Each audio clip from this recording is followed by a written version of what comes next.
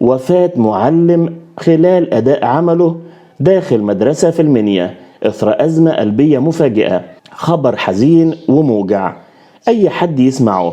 تخيل كده معلم هو اللي بيبني عقول ولادنا وبيربي أجيال يموت وهو واقف في شغله جوه المدرسة. ده بالظبط اللي حصل النهاردة في المنيا.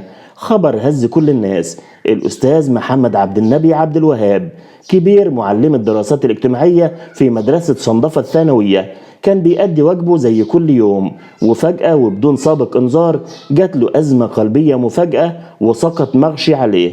الموقف كان صعب على كل اللي شافوه، وعلى طول حاولوا يسعفوه وينقلوه للمستشفى، بس للأسف الأستاذ محمد كان فارق الحياة قبل ما يوصل. خبر وفاته نزل زي الصعقة على أهل بلده.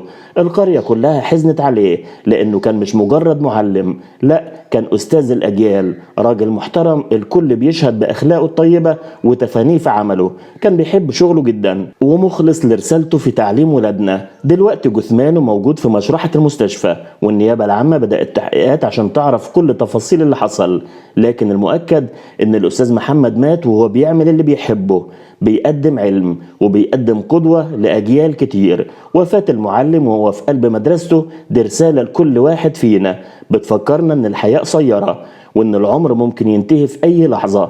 الأستاذ محمد ساب وراه سيرة طيبة وحب كبير في قلوب تلاميذه وأهل قريته. يا رب يكون مكانه الجنة ويلهم أهله الصبر والسلوان.